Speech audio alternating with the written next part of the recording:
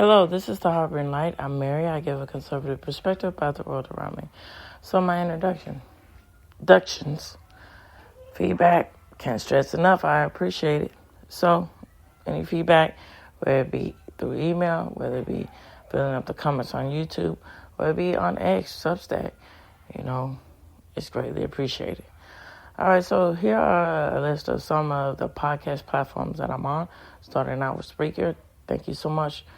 Appreciate being on Speaker. Spotify, Pandora, iHeartRadio. You hear kiddos in the background. It's still Christmas break here, so they're playing outside. So, there you go. And I'm on, so I said, okay. And then I'm on iHeartRadio and then Amazon Music. These are just to name a few. All right, so this is about, in the month of January, I'm going to focus on fashion. So I've had listeners from Milan, Italy. So I am going to focus in on the fashion aspects of it. Here we go.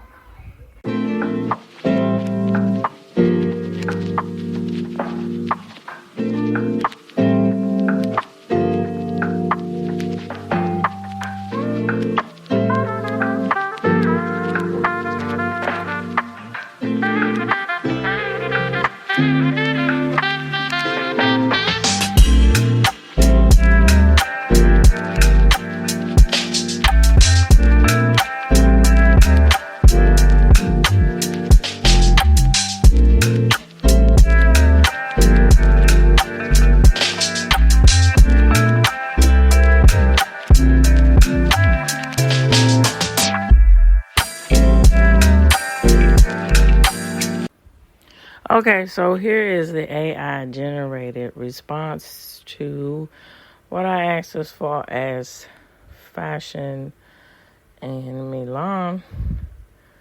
So, okay. All right, it says, the history of fashion in Milan dates back to the Middle Ages and the Renaissance periods. So Milan became the center of luxury goods and silks as far as processing, which laid the groundwork for its future prominence in the fashion industry. So by the late 19th century, Milan was a major production center known for its focus on the quality of fabrics and the etiquette of design, so to speak. So in the 50s and 60s, Florence was the leading fashion capital of Italy, but Milan began to rise in prominence in the 70s. So Milan's fashion image became more glamorous, and it became a more popular shopping destination, offering both elegant and everyday clothing. So the shift was partly due to the emerging ready-to-wear fashion, which was pioneered by designers like Walter Albanini, for instance, and so forth, designers like this. So Milan Fashion Week officially began in 1958. Around the fair area of the Gatamatala, forgive me for the pronunciation of that street. So the event gained international recognition in the 90s, which iconic shows like Giovanni Versace's 1991 show featuring supermodels like Cindy Crawford, Naomi Campbell, Christy Turlington, and Linda Evangelista. This event is considered a pivotal moment in fashion history, and it helped cement Milan's status as a fashion capital. So, today Milan is home to many renowned fashion designers, including Armani, Dolce & Gabbana, Prada, and Versace, just to name some. So the city hosts 2 major fashion weeks each year, presenting the latest trends of spring and summer, and autumn and winter seasons. So Milan's Fashion Week is one of the important international fashion events attended by the industrial leaders that is in fashion enthusiasts from around the world. Okay, so I'm going to dive into my thoughts. And then I am, of course, going to get into an article surrounding the aspects of Milan and fashion.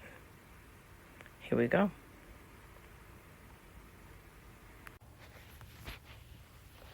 Okay, so my thoughts. All right, so the design is in the details in this scenario. So with Milan in Italy, it's quite natural if you set up, if you center yourself with being shipped in, centering around fabrics and really good textile materials. Of the origin of it is quite natural for the city to involve itself in the aspects of clothing and everything else that goes in with it. And so now I'm going to get in a lot of details about this on Monday when I talk about MTV's, house style of fashion. House of style. Turn that around. House of style. So, okay, so what I appreciate about shows like that, and then what I appreciate about the aspects of in the 90s when I'm going to, give brief thoughts about it right now and then just go into more depth on Monday. So it really gives a face to a name. And so, quite naturally with the aspect of the fashion industry, being, the open the door for being pretentious, and all this scandalization with the aspects of modeling and fashion, leaves the door for it. But the forefront of it, it was really good. That show was a really good introduction of giving people the ins and outs of the 101 or the 401 about the aspects of how designers and models think about themselves and associate themselves with the idea of fashion and then the business of it. And so getting into the aspects and me talking about everything from talking about the origin of how it came to be, this also gives another layer, I think, into the insight and the aspects about looking at how it's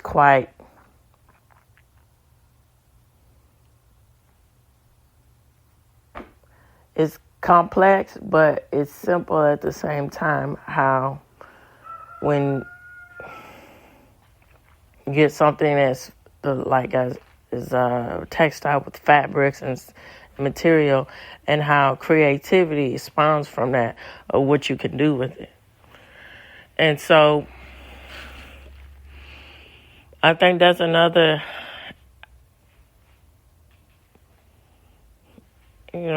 layer there too. The emphasis of how clothing, or how a country, a city like Milan and a country like Italy, how it's understandable or it's reasonable to see how, fashion, it links itself to it. And it's just like this. Another scenario or example to give you, when you have all these different opportunities to go forth and do something, and you have the inspiration or you have the know-how to do it, you can build something out of it. And so, like I was saying with cooking, that is another layer too to think about something. So, a lot of times for the examples of something like the Earl of Sandwich or how sandwiches were invented and so forth, things come out of either necessity or being short of something, and then you create something else. And so I think that with that being said, with food, that all of these innovative, crafty, decadent foods came out of the necessary need to revamp something new or to be able to adapt to your situation. And I think that goes along lines with the aspects of clothing and fashion too. And sure, campiness comes with it, and the extreme and the pretentious and the, over the edge, with the aspects of fashion shows or the getting in the mind frame of, fashion for the sake of fashion or on the same thought plane of art for the sake of art. It's not really practical. It's just there just to be a spectacle. But besides all of that, it's good to also take notice with how Milan built itself up to a prominent industry in the textile notion of how, with everything, with painting, with food, with that Italian Renaissance and, all of this, how it's quite notable that paying attention to detail and woving and making something out of that, it really stands the test of time. And I think that's what's something to focus the energy towards with the topic that I'm thinking about, not thinking, what I thought about to present to y'all, but I'm talking about today. And well, whenever you listen, when you're centering yourself around clothing. And so I also think that gives a more appreciation for the aspect of everything as far as how the process goes too. And then that's something also that goes, I think, why I think it's important to dig deep and learn something new about something or learn more, because it gives an extra layer into understanding the insight about something, instead of just having a tunnel vision about how things work or how things go. You get, you start to become more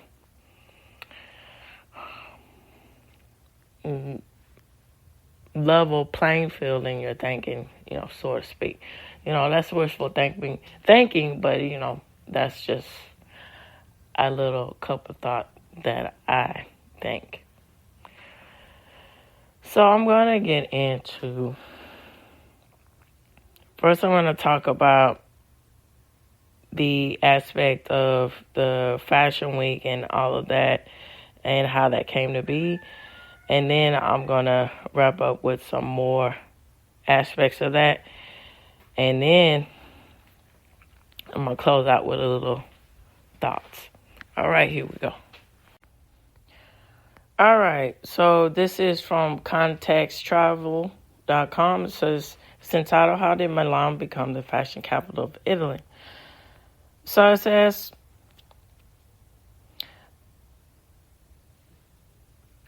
so how did this picturesque place become the fashion capital of Italy?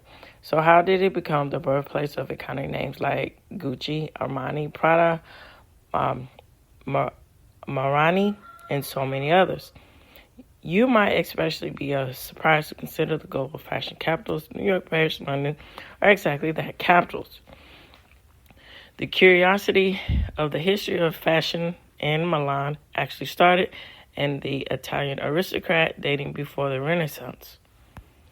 All right, so getting deeper. So Italian fashion. To this day, Italian's name is synonymous with trends in high fashion, which was true for the country since the Renaissance. So Italians' reputations in fashion was first set by the monarchy. And that's quite true, when you get into that. The upper class, they have the means and the wealth to do it, so they're going to set the trends. So everyone wanted to dress like the nobility, and they dressed lavishly. And, and then even with the aspect of, we going into more modern thoughts of anarchy or counterculture, or, at the essence, what is it? It's going against the grain. They want to establish themselves as the other against what is, aristocrat, bourgeoisie, as Marxists want to say, as that, and identify themselves. And in actuality, they still have a stake in the aspect of talking about their thoughts of fashion, or the aspects of asserting yourself with power in the elite class, or that where that goes without said with your thought process, or that goes without said with how you think and feel, and then that gives the aspect of counterculture of different literature or music and so forth. And then, reversing itself back to fashion, what you wear. Because again, what you wear is I think, and most people think this, but is a walking billboard and a statement of how you think about yourself and how you place yourself in society. So, being against it, you're also being, people, that's not always the case, but, with the anti-establishment and stuff, you're still saying that you have an opinion about it, or that you, even though you don't have an appreciation about it, you still have an opinion about it, and that still gives itself back to the implement that fashion does when it's really good. It gets people talking, either for the good or the bad. It gets people talking, and it stands the test of time, because something that's really it's not, it has substance in it, even though it pulls itself in different outlets to where it has different meanings to certain people. The foundation of it is still solid, because it was, again, the process of it was well thought out and everything, to where people take notice of it. And that's something to think about.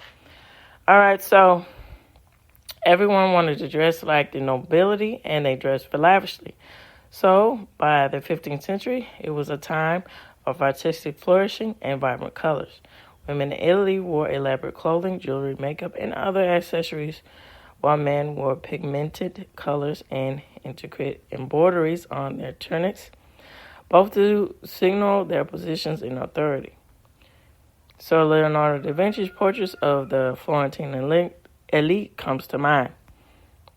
During this time, cities such as Florence, Venice, Milan, Naples, and Rome produced their own textiles and fabrics like wool, silk, and velvet. So the legacy of the industry lasted through the mid-20th century, when the fashion market started to become increasingly competitive. That's when Milan began to make a real name for itself. So big names to fashion like Giovanni Battista, Giorgio Emilio Pucci, and the Fontana sisters used celebrity to influence the popularity of the growth. So this goes back to say how early on that was understood. Influencers, whether it be actresses, models, and so forth, they have a drive in promoting product. Something to think about. So here we go. We're going popularity of the film industry to put on fashion shows in Rome, Venice, and Florence. Italy was first becoming the destination for clothing trends around the world. And Milan emerged victorious as the city known for fashion. So by the later half of the 20th century, Milan was a prominent industry with goods in the manufacturing connection, and with goods of textiles manufacturing with their deep connections, to rephrase that. So designers turned to its Italian fashion for the mecca of trend-setting status, especially after 61, when it was the headquarters of Vogue Italia. Milan's based pioneers of fashion, Giorgio Armani, Giovanni Versace, and which to its extent had a huge hand in solidifying the city's name even further in their designs, and became very popular. Okay, so here we go to Fashion Week. So Milan's Fashion Week finalized the city's reputation for cutting-edge fashion. Versace's 1991 show, featuring supermodels like Cindy Crawford, Naomi Campbell, and more, embodied the popularity and the buzz around the lavish week. So adorned with the beautiful patterns, cuts, and colors of the iconic designers, these affluent shows have attracted the likes of fashion names like Gucci. Suddenly, Milan became as much part of the global Big Four in fashion. So Milan's fashion district, beginning in Milan today, is very easy to see, is recognized as the fashion capital of Italy. So the Quartiere d'Oro, which I understand the four or the Golden Quad, comprises 4 streets that showcase Milanese styles with high-end shops and boutiques. So stroll through the elegant streets of Milan, and you will see Italy's fashion's history firsthand, including the original Prada store that opened in 1913. This shop is with its classy glass-covered walkway was a favorite destination for both Italian and European upper class. So I'm going to get into the other aspects of the article, and then I'm going to talk about that and give brief thoughts. All right. So this is probably just I'm going to overlook the aspects because I already went over that with the I don't want to keep saying the same thing about the beginnings, and I already said that about the Golden Quad, where you go for the introduction, where you go for the high-end stuff in fashion in Milan. So now I'm going to go to current trends gaining ground in Milan. So the current trend, one of the current trends here, is going green. So it says, so what's Milan's style scene like nowadays? As the city continues to hold its place, among the world's fashion capitals, it's also making bold moves towards sustainability.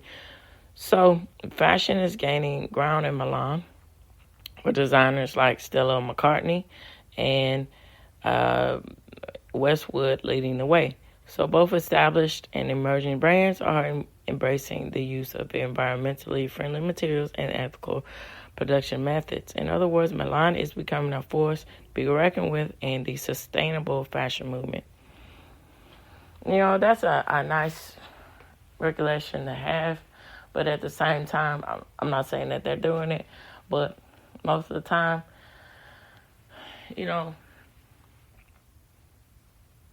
things are what they are the way as making sure you protect Mother Earth, or as they say, you protect Earth in its form.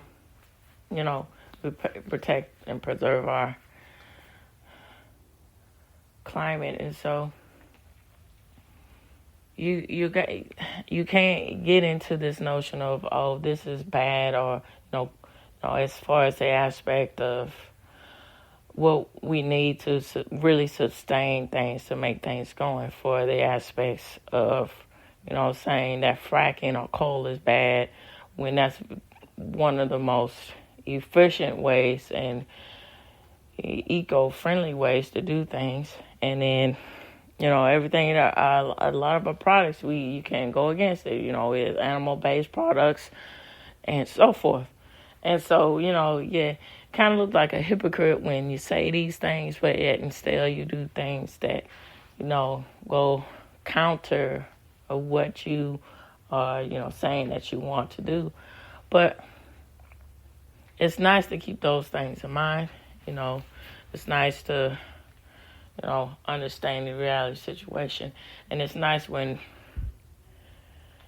where it be companies or fashion designers understand that fine line there. All right, here we go. It says, another trend taking Milan by storm is the rise of streetwear. Brands like Off-White, Palm Angels, and Marcello Berlano, a country of Milan, have become highly sought after for their bold graphics and unconventional designs. So the line between high fashion and streetwear is blurring, and Milan is at the forefront of the fusion of style.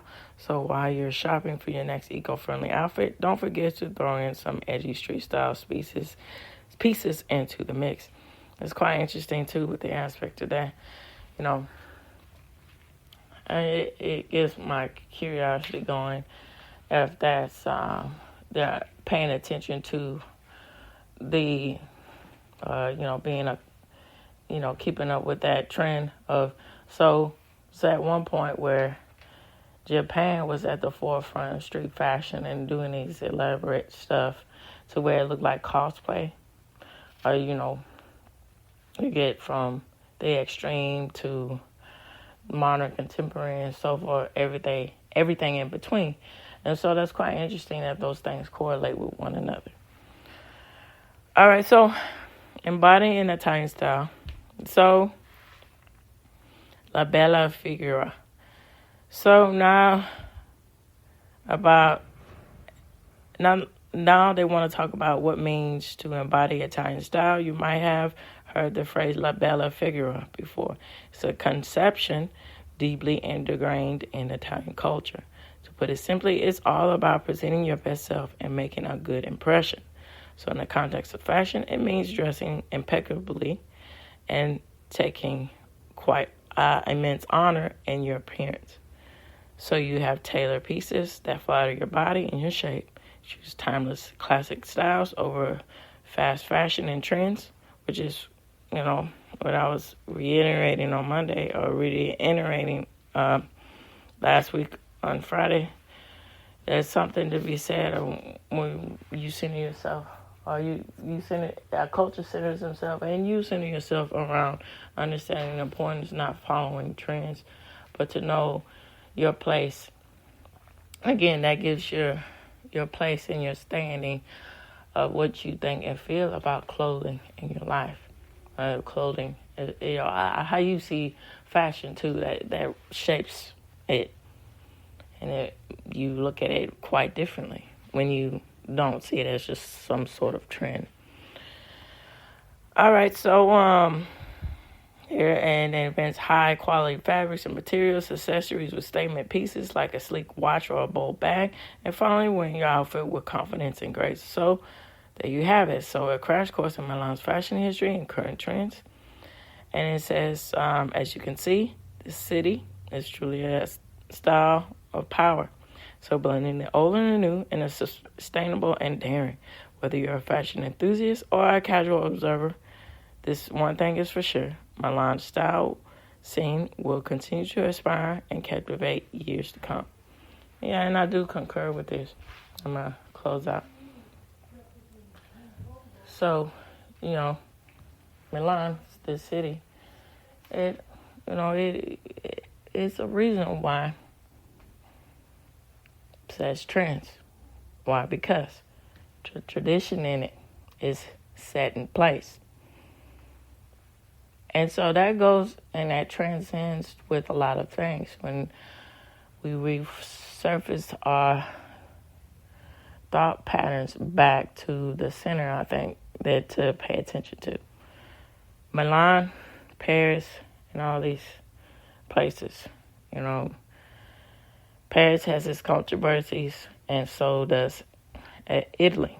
But at the forefront, hey, let's take a look back and micro-focus in on what the traditions is what stands the test of time and what makes a culture viable throughout the ins and outs of what society throws at it, or society says about it, and so forth. Society does. It's unfortunate when, me, from my point of view, from my conservative point of view, letting, not all counterculture is bad. Let me reiterate. But, when you get into mix for the examples of letting, deviancy or so forth take a prominent seat at the aspect of your culture, we're talking about a whole different thing here. But when, like everything else, things circle itself back around to where it should be, to get to the importance of the matter about the aspect of having society function in a way to be prosperous.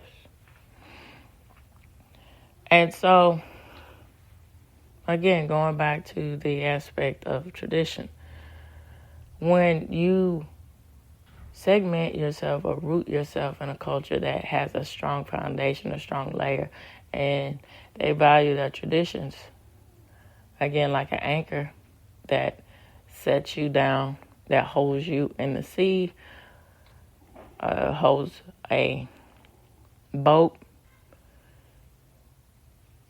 etc., ship, etc., in the sea, it keeps it in place. And then an extra layer of a metaphor here to think about as I close up, forces the person, so forth, the person, similarly being like a boat, so to speak, to look at what's around them and process it for what it is.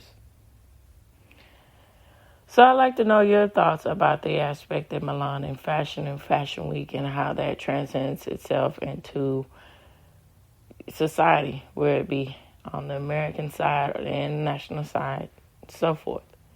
Feel free to either email me, follow me on Substack X, and of course fill those comments and on YouTube. It'd be greatly appreciated.